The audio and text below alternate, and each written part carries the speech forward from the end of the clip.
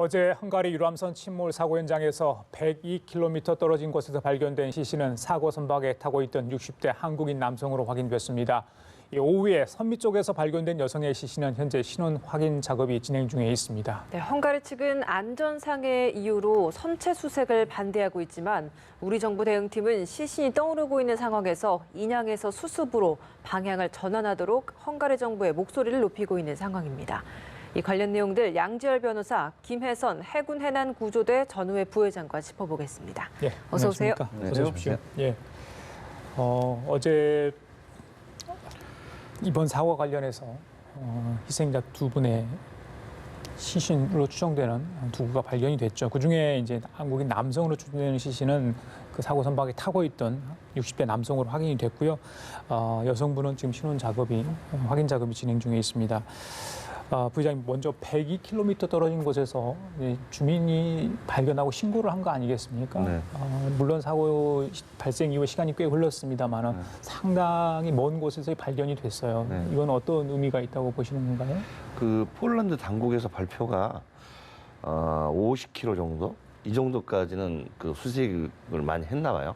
그러니까 거기까지 어떤 헝가리 당국. 네, 헝가리 당국에서는 그러니까 전체적인 수색 그 범위를 잡을 때 50km 기준으로 해가지고 수색을 하는 것 같아요. 예. 근데 이제 우리가 보면 저게 유속이 시간당 보통 한 10km 정도거든요. 5나트 정도 되면 그 정도 되면 시간당 10km 정도 가는 건데 그거를 따지면 하루는 240km 정도 가는 거리란 말이에요. 근데 이제 중간중간에 이게 도심지에 어떤 개발을 해가지고 강을 미관을 바꿔놓은 강 같은 상관이 없는데 가다 보면 이제 이게 늪지대도 있고 뭐 이런가 봅니다. 예. 강 전체가 다 똑같지가 않고 개발 안 된 곳이나 이런 거는. 예. 그래서 물 흐름 유속이 들쑥날쑥인가 봐요. 그냥 그 일정치가 않고. 물론 강폭에 따라 강 빨리 흐르고 늦게 천천히 가고 이런 건 있지만 제가 봐서는 최소 어느 보니까 그 철망이 댐 형태로 가려진 데가 있다고 하는데 그 지점까지는 해야 되지 않느냐. 헝가리를 벗어난 다른 나라인데 거기까지는 해야 되지 않느냐 하고요. 이게 지금 그 실종자가 떠오르는 거는 어제 말씀드렸어요. 어제 오늘 이 양 이틀 간에 떠오를 확률이 굉장히 많습니다. 이거 보통 우리가 경험을 하면. 왜냐하면 그 안에 그 음식물이 부패가 돼가지고 가스가 생성되는데 그걸로 인해서 실종자가 떠오릅니다. 근데 떠오르는 시간이 오래 있는 게 아니고 예. 올해는 길게 있으면 7시간, 그렇지 않으면 보통 3, 4시간 있거든요.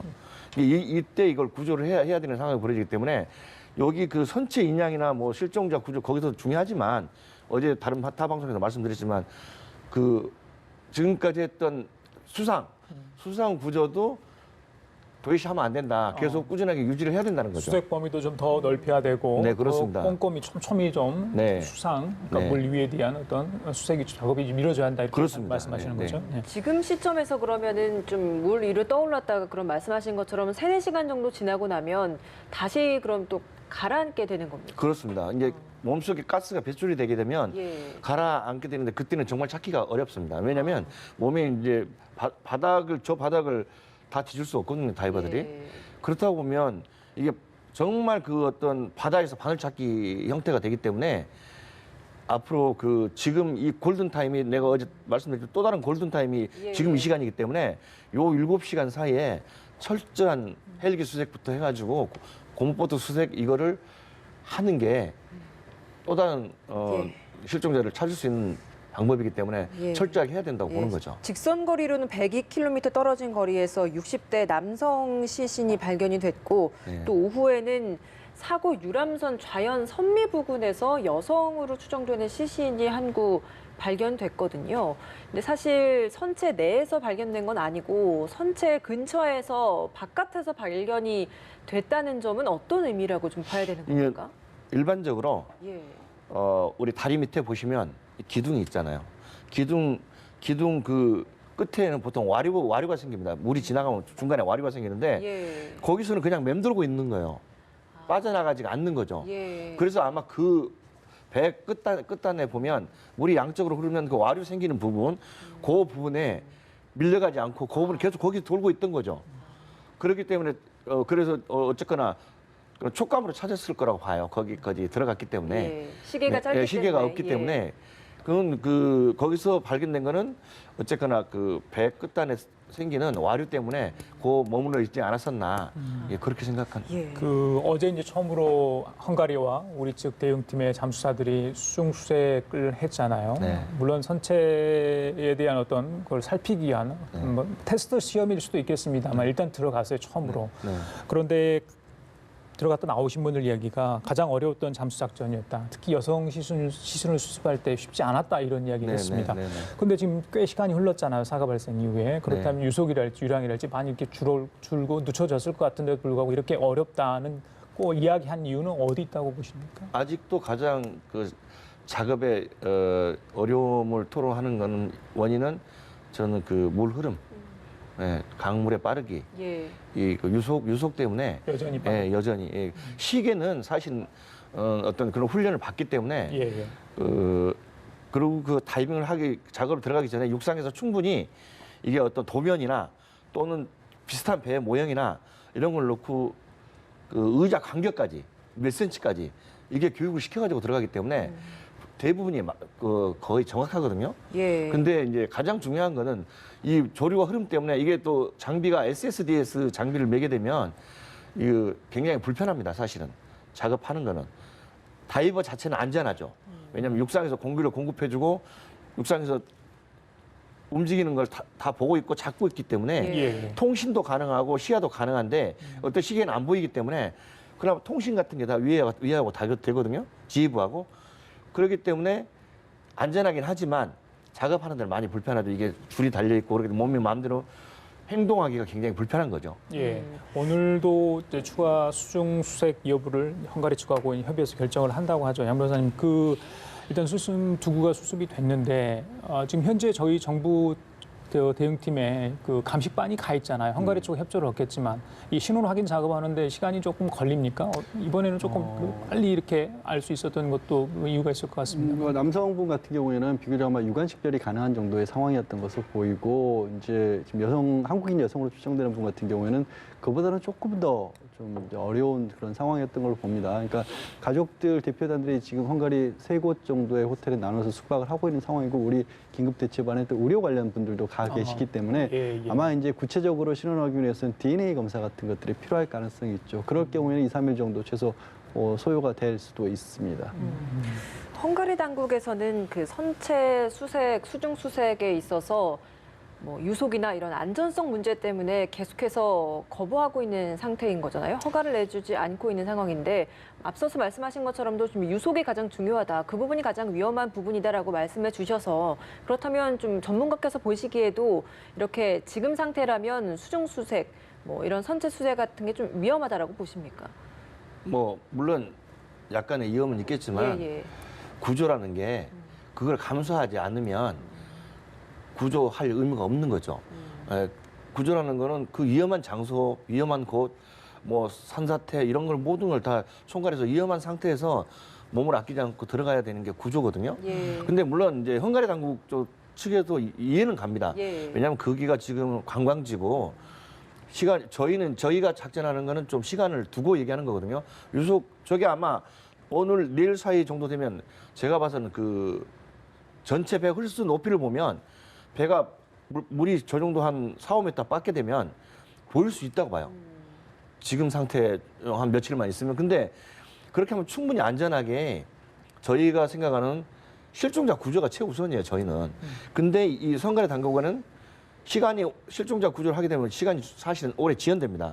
그러면 그쪽에서 뭐 어떤 생계 유지를 하고 있는 분들이 헝가리 국민 자체들이 반대를 많이 할 거예요. 정부에서도 그것도 헝가리 정부에서도 협조는 한다고 하지만 지향점이 저희하고 다른 것 같아요. 헝가리 정부에서는 선체 인양이 우선이라고 하고 저희 같은 경우는 실종자 수색이 우선이거든요.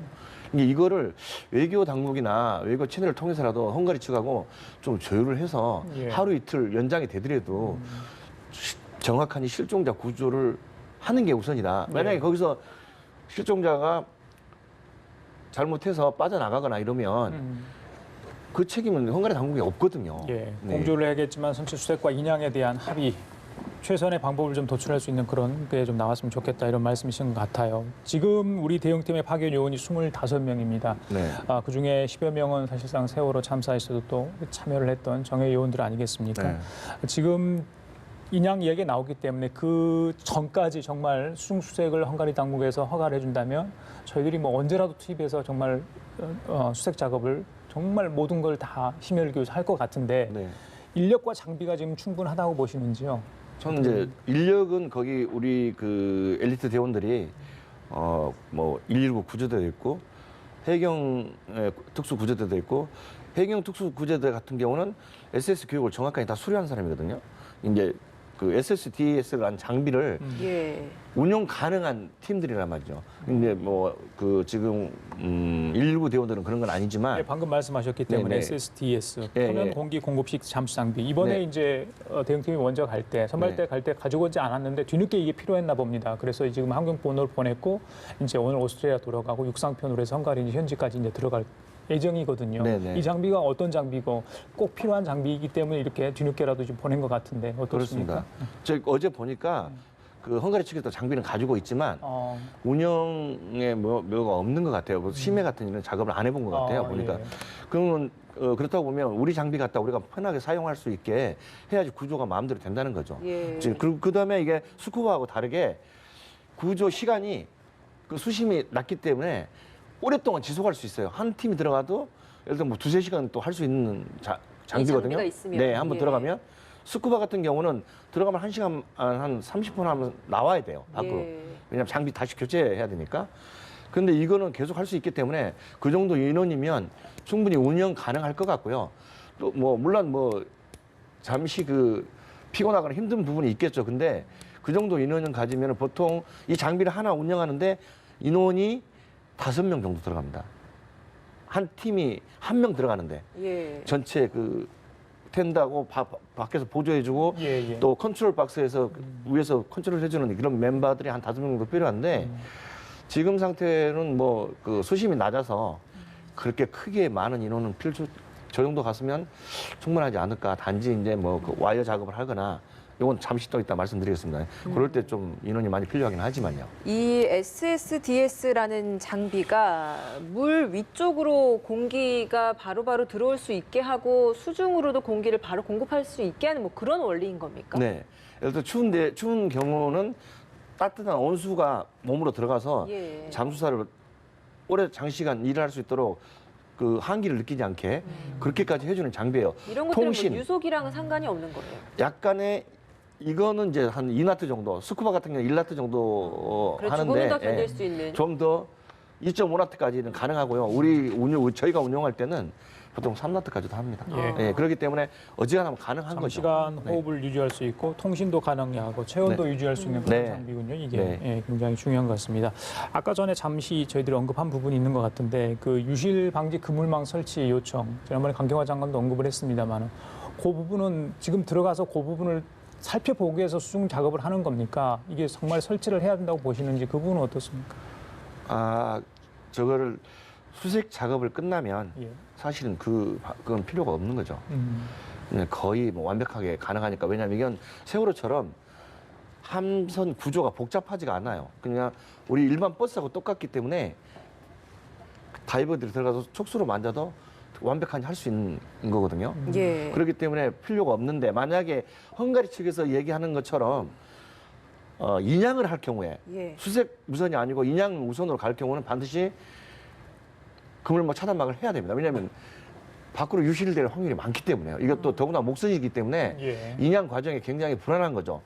70년 된 목선이면 거의 뭐 그 망치로 때리면 구멍이 빵빵 날 수 있을 정도로 어떤 배라고 저는 생각하거든요. 저희가 보기는. 예. 근데 그게 저게 와이어의 힘을 받게 되면 잘못하면 이 와이어 설치를 잘못하게 되면 두동강 날 확률이 많아요. 그러면 정말 2차적인 사고로 이게 어려워지는 겁니다. 작업이. 이게 초동할 때 잘해야 되거든요. 그럼 어제 뭐 사이드 스킨 소나로 그 형체를 찍고 했는데 예, 예. 위에 지휘부에서는 그 형태를 보고 어느 곳에 힘이 가장 많이 미쳐야 될 건지 예. 또 이거를 파손되지 않도록 힘이 고르게 미치게 하되 일반적으로 이렇게 끌어올리는 방법은 뭐 두 가닥 해가지고 하는 거는 저는 큰 실수를 초래할 확률이 많다. 뭐 4가지나 6가닥 정도 힘이 여러 군데 미쳐야지. 먼저 선체 상태를 파악한 뒤에 네네. 어떻게 인양할 것인지를 대한 협의가 좀 필요할게요. 그렇죠. 인양 그리고 방식에 올리는 대한 과정에 부분이거든요. 예. 저기 이렇게 비스듬히 오르면 그 유실될 확률이 더 맞는 거죠. 그래서 저기 약간 들어서 완전히 원 상태로 세워서 올려야지 이게 제대로 오르는 거예요. 그래야 중간에 뭐 파손이나 부서지거나 이렇게 두동강 나거나 이런 현상이 안 생기는 겁니다. 양 변호사님 예전에 뭐 세월호 참사 아니더라도요. 그 전에 뭐 저런 해상 사고 났을 때 배 인양과 선체 수색 작업 또 수중 작업 이 관련해서 약간의 이견 충돌이 사실 있었잖아요. 지금 헝가리 쪽이 주장하는 거하고 저희 정부에서 원하는 그런 부분들하고는 어떻게 볼 수 있겠습니까? 뭐 아까 이제 잠시 언급을 하셨지만 우리 같은 경우에는 저 상황을 최대한 많이 보존을 해서 단 한 사람의 실종자라도 이렇게 못 찾는 일이 없도록 그 부분에 가장 강조를 두고 있죠. 그리고 또 우리의 전통상 아까 이제 우리 정부가 또 협의를 해서 마지막으로 만약에 실종자를 발견할 경우 수습하는 것은 우리 한국 측에서 맞는다라는 그런 부분들이 또 우리의 어떤 전통에도 맞고 이런 부분들 하나하나를 조금 더 세심하게 관심을 쓰고 있는 반면에 헝가리 같은 경우에는 일단 구조 작업에 있어서 우리만큼 또 경험이 많이 축적돼 있는지 이런 부분도 하나의 걸림돌이 될 수가 있고 두 번째는 이제 다뉴브강이 서울시로 치면 정말 한강에 우리 뭐 마포나 양화대교 같은 그 지역에 있는 거 아니겠습니까? 그러면 이것 자체가 이제 굉장히 부담스러운 어떤 부분이기 때문에 상황을 빨리 수습하는 쪽에 아무래도 조금 더 무게중심이 쏠릴 수 있죠. 그분들이 뭐 가볍게 여긴다는 의미는 절대 아닙니다만은 일을 하는 데 있어서 목적 자체가 좀 달라질 수 있기 때문에 그 부분을 우리 정부도 놓치지 않게 해서 만약에 인양 쪽으로 좀 빨리 서둘러서 한다면 이게 혹시라도 인양 과정에서의 뭐 유실이라든가 아니면 선체 파괴에 대비해서 안전막도 설치를 해야 된다고. 근데 안전막을 이렇게 설치를 한다는 것은 또 그만큼 시간이 지체되는 거기 때문에 그런 부분 하나하나가 사소한 듯 보이지만 헝가리 당국과는 조금씩 이해관계가 엇갈릴 수가 있는 거죠. 예, 근데 지금까지- 만약에 예. 저걸 이제 정말로 그 아까 앵커 말씀처럼 저걸 그 차단막을 설치하고 아니 그러니까 그 유실 방지막을 설치한다고 하면 사실은 국내에서는 좀 약간 쉬운 방법이 있거든요. 그게 뭐 저인망 어선이나 예. 또는 안강망 어선이 있는데 그 보통 일반적으로 쌍끌이 어선이라고 그러죠. 예, 예. 그런 그 어마어마하게 큽니다. 그게 통째로 뭐 27m 정도는 이건 아무것도 아니죠. 그냥 그거를 쉽게 씌울 수 있는 방법이 있는데 예. 저기 강에서 또 더구나 그 바다가 없는 곳에 그런 어떤 그물망이나 그런 안전 그렇게 씌울 수 있는 장비가 있는지 이것도 의심이거든요. 그게 그걸 제작을 해야 되는 상황이 벌어지는데 시간이 금방 되는 게 아니지 않습니까? 그런 게 철저하게 배 길이 폭 강에서 그 운영할 수 있는 능력 이걸 다 해야 되는데 그게 쉽지 않다고요. 저게 예. 그냥 씌우는 게. 네, 국내 상황과 아무래도 여건이 많이 다르다 보니까 네. 고려해야 될 부분이 굉장히 많은 것 같습니다. 지금까지는 구조 상황을 좀 짚어봤다면 이제는 관련한 수사 상황도 좀 짚어봐야 될 것 같습니다. 일단 사고 경위와 관련해서 좀 새로운 증언이 나왔습니다. 선박 가해, 이제 가해한 그 대형 크루즈선에 있어서 선박 선장이 추돌 직전에 아무런 교신을 하지 않았다라고 증언을 하는 당시에 이제 그 강 위에 있었던 다른 선장의 증언이 나왔거든요. 네, 그렇습니다. 이렇게 된다면 이게 명백하게 좀 뭐 법 위반이 아닌가라는 의심을 들 수밖에 없는 대목인 것 같아요. 그렇죠. 이제 지금 저 다뉴방을 보면 이제 다녀오신 분들도 그렇고 저도 현지에 가본 적이 있습니다만 상당히 많은 배들이 오고 가고 예. 있거든요. 그렇기 때문에 이게 교신을 한다 그래도 다른 배들도 그 채널을 알 수 있답니다. 그러니까 라디오 방송이 예, 나오듯이 예. 그렇기 때문에 이 크루즈선하고 우리 실종된 유람선하고 교신이 있었는 염려를 주변에 있던 배들에서 증언을 하고 있는 거고 교신이 없었다라는 거죠. 그러니까 추월을 하거나 이렇게 할 때는 반드시 앞배와 연락을 해야 하는데 그런 의무를 지키지 않았다는 겁니다. 안전거리도 지키지 않았고 추월하는 데 있어서 속도도 지금 줄이질 않았고 이런 부분들은 우리 법에 해당한다라면 이제 과실, 중과실에 해당할 수가 있고 헝가리 경찰이 밝히고 있는 것은 지금 헝가리 해사법에도 명백하게 위반이 된다는 거거든요. 이게 이제 우리 뭐 형법상으로 적용한다면 중과실에 의한 선박 파괴죄 정도에 해당할 수 있을 것으로 보입니다. 예. 그 부장님 그러니까 뒤에 있는 크루즈선이 사고 유람선을 이렇게 뒤에서 추돌을 하면서 어떤 식으로든지 주변 선박이라든지 공통의 뭔가 공통 주파수를 통해서 연락을 취해받았고 추돌을 경고를 하든지 아니면 무슨 다른 수단을 썼어야 되는데 그러지 못한 것들이 좀 드러나고 있다는 건데 통상 배들은 공통 주파수인가 공통 뭐 연락망이 있나 봅니다. 그걸 통해서 사전에 뭔가를 알리든지 혹시 앞에 간다면 진로를 방해한다면 좀 비켜나라고 한달지 이런 걸 사전에 이렇게 교신을 통해서 이야기를 할 수 있는 체제가 돼 있는 겁니까? 네. 어느 나라고 그 어떤 큰 배가 작은 배를 초월할 때는 반드시 알려야 되는 의무사항이 있어요. 왜냐하면 이게 그 어떤 큰 대형 크루즈선이 이렇게 지나가게 되면 예. 작은 배는 정말 낙엽이거든요. 그 크루즈선이 지난 그 노을 때문에 배가 뒤집어지는 경우도 몇 번 봤기 때문에 그러니까 어선 같은 경우는 크루즈선이 지나가면 미리 수신호를 하든가 무슨 얘기냐면 무선 여러 가지 방법이 있어요. 무선 또는 빛으로 라이트로 하는 방법, 그다음에 깃발 이렇게 하는 방법 이런 방법이 있고 또 하나는 백고동을 울려서 알리게 하는 방법 이런 방법이 여러 가지가 있는데 예. 그 방법을 하나도 쓰지 않았다는 겁니다 이게. 왜 그런지 그 원인은 아직까지 그러니까. 모르겠어요. 근데 어떤 그 선장에 무슨 아니라 나태 또는 뭐 국내적으로 말씀드리면 뭐 음주 뭐 이런 것도 의심스럽기도 하지만 예, 일각에서 뭐 어쨌거나 그런 의혹도 뭐 제기되고 있는 철저하게 상황이죠. 조사를 해야 되겠죠. 네. 그 구속 심사 때 선장이 추돌 당일 출발이 1시간 늦어져서 서둘렀다고 진술을 했다고 합니다. 슬로바키아가 행선지였다고 하는 것 같아요. 그런데 거기를 가려고 하는데 좀 출발이 늦어져서 서둘러서 항해를 하다 보니까 그런 사고가 일어났다 이런 이야기 같아요. 이제 이런 것들이 과연 형량에 또 어떤 영향을 미칠지 일단 헝가리 법원가 저희 법원 잘 모르기 때문에 지금 나온 거 가지고는 형량이 뭐 어떻게 되는 건가요? 형량까지 이제 정확하게 예측하기는 좀 어렵습니다. 그렇죠. 그런데 이 본인이 지금 얘기한 것처럼 내가 목적지를 가기 위해서 출항이 1시간가량 느렸기 때문에 1시간 정도를 단축하기 위해서 서둘렀다라는 예. 것을 그러면 스스로 과속을 했다라는 것을 인정한 거 아니겠습니까? 그러니까 과속을 했다는 것 자체가 일단 과실에 해당하기 때문에 헝가리 법원에서도 영장을 발부해서 1차적으로 구속을 시킨 것이고요. 예. 그런 부분이 우리로 치면 말씀드린 것처럼 이게 교통사고가 났고 교통사고도 해상에서 난 것은 이제 선박 파괴죄라고 하는데 일부러 한 건 아니더라도 과실로 했느냐 중과실로 했느냐를 따지는 겁니다.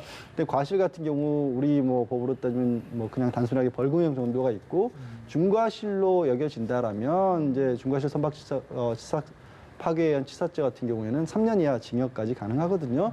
근데 이제 헝가리법에는 헝가리 경찰에서 밝힌 거는 예. 2년에서 8년 가량이 가능하다고 합니다. 그러니까 결국에는 이게 단순 과실이냐, 속도만 어긴 거냐, 아니면 조금 전에 우리가 얘기를 하고 있었던 것처럼 교신조차도 전혀 하지 않은 상황에서 이렇게 하게 되면 아무래도 그거는 기본적으로 배를 운항하는 선장으로서 해야 될 주의 의무를 아주 중대하게 해태했다. 그럼 중과실 쪽으로 갈 가능성이 있는 거죠.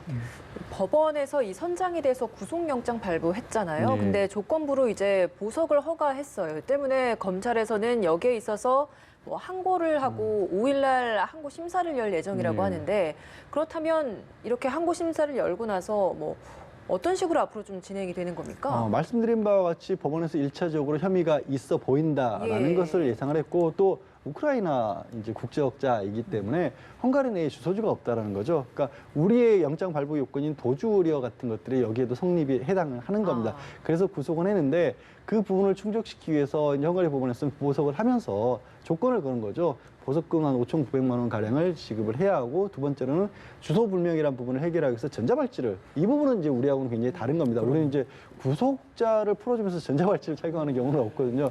전자발찌를 착용을 해서 했고 항고는 이제 우리 법원에서 하는 정식 재판이 아니라 법원 내에서 이루어진 행정 절차에 관해서 검찰하고 다투는 부분인데 말씀하신 것처럼 5일에 검찰에서는 그 조치도 부적절하다고 했기 때문에 뭐 보증금의 납입 여부라든가 전자발찌 그리고 이후에 이제 저 우크라이나 선장이 헝가리 내부의 그런 부다페스트의 어느 지역에 어떻게 머물 것인지 이런 것들을 적절하게 소명을 하느냐 안 하느냐에 따라서 이제 추가로 다시 구속이 되느냐 아니면 계속 불구속 상태에서 수사나 재판을 받게 될 것이냐가 정해질 겁니다.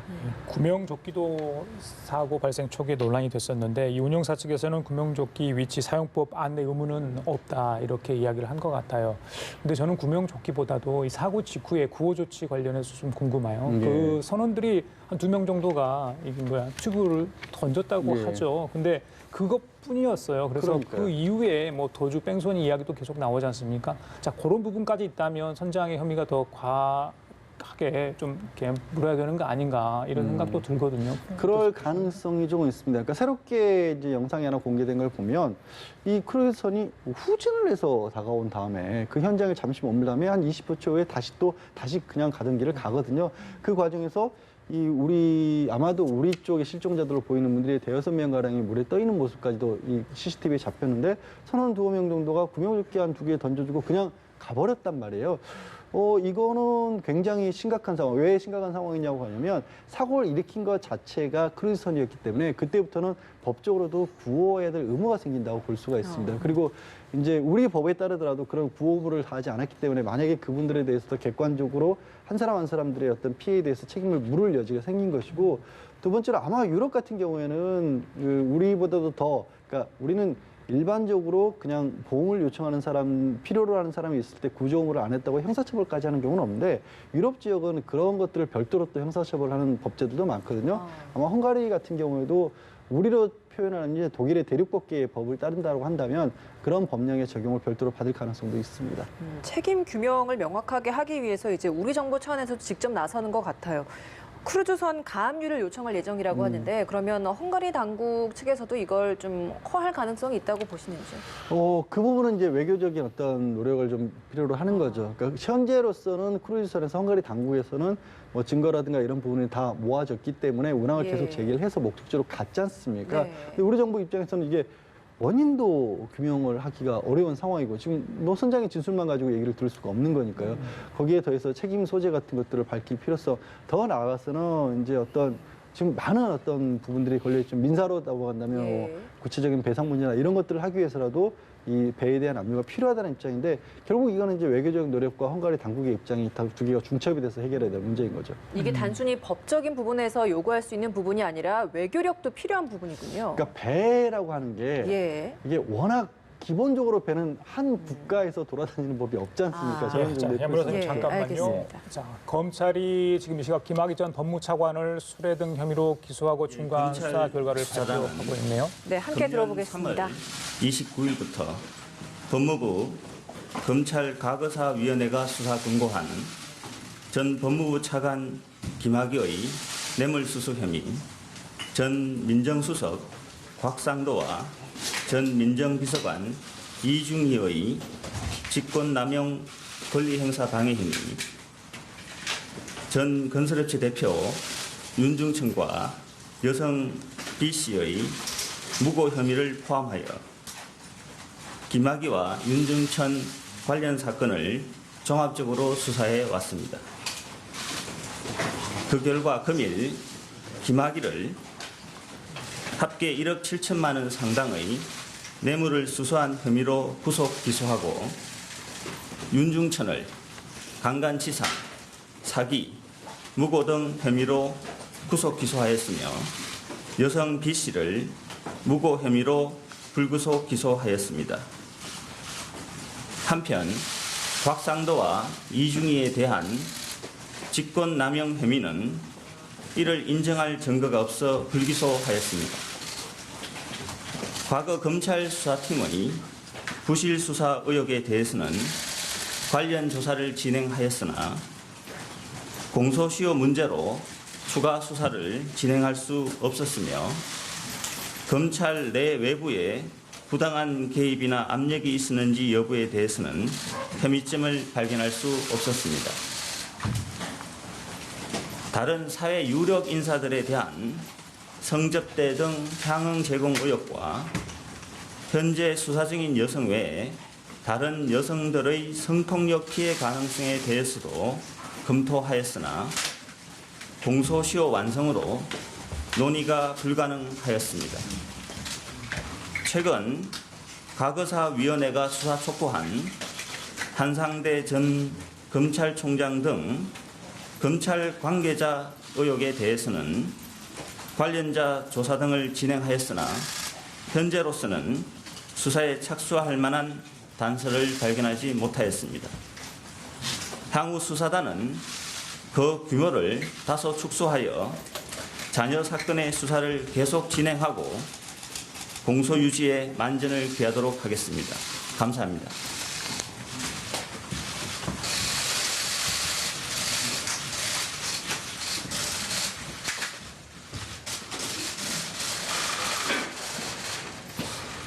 예, 검찰이 김학의 전 법무차관을 수뢰 등 혐의로 기소하고 하는 내용의 그 중간 수사 결과를 발표했습니다. 양 변호사님 나와 계시기 때문에 좀 간단히 정리하면서 여쭤볼게요. 김학의 전 차관 특가법상 뇌물수수로 구속이 기소가 됐네요. 네, 그렇습니다. 성접대 의혹 관련해서는 얘기는 없었던 것 같고 연중천 씨는 강간치상 사기 또 무고죠. 예, 무고 3가지 혐의로 구속 기소가 됐습니다. 눈에 띄는 게 수사 외압 의혹을 받았던 곽상도 전 민정수석 현 자유한국당 의원이죠. 이중희 전 비서관 또 증거 부족 이유로 불기소 처분이 됐습니다.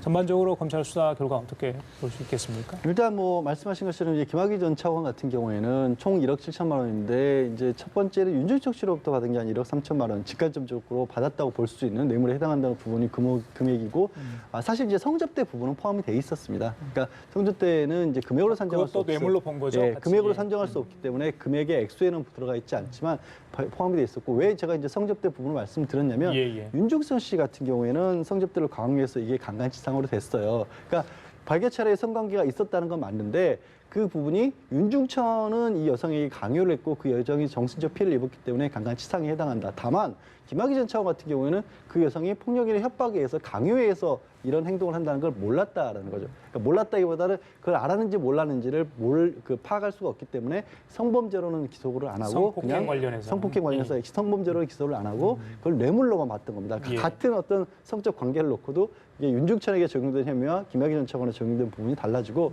그러면 2013년, 2014년도에 이런 일들을 지금 시일이 5년이 훨씬 더 지난 뒤 2014년도에 또 수사가 두 번째 있었지 않습니까? 그때 못 밝혀내고 이제 와서 밝혀내느냐라는 부분이 사실은 과거사위원회가 출범했던 근본적인 이유는 그건데 안타깝게도 그 부분에 관해서는 이제 검찰 수사단에서는 밝혀내지 못했다. 예. 조금 전에 발표해서 들으셨겠지만 뭐 당시에 책임 있는 자리에 있었던 전 검찰총장이나 이런 사람들이 수사에 외압을 행사했다라는 단서를 찾지 못했다. 예. 설령 있다고 할지라도 공소시효도 많이 지났기 때문에 지났다. 수사는 할 수 없다라는 결론을 내린 겁니다. 수차례 과거에 예, 성범죄와 관련해서도 똑같이 이제 뇌물수수 혹은 또 한 사람은 강간치상으로 구분지어서 이렇게 서로 적용이 됐다라는 거는 나중에 형량 부분에 있어서도 좀 어느 정도 좀 영향을 주게 됩니까? 뭐 형량이라기보다 이제 각각의 범죄의 형량들이 예, 정해져 예. 있죠. 뭐 강간치상이라든가 아니면 특가법상 뇌물이 있기 때문에 그런데 이제 어떤 우리 관심사라고 해야 될까 아니면 어떤 뭐 좀 받아들이기 어려운 부분이 어떻게 같은 행동을 놓고 한 예. 사람 입장에서 그게 성접대라는 예. 쪽으로 가고 한 사람은 이게 폭행으로 가느냐 이런 부분을 제가 설명은 드렸습니다만 과연 이걸 국민들이 얼마만큼이나 받아들일 수 있을지는 조금 의아하긴 합니다. 과거에는 무혐의 처분이 됐었는데 김학의, 윤중천 씨 구속 기소는 됐습니다. 네. 일단 알겠습니다. 지금까지 양지열 변호사, 김혜선 해군 해난구조대 전례 부회장 두 분과 함께 얘기 나눠봤습니다. 말씀 감사합니다. 고맙습니다. 감사합니다.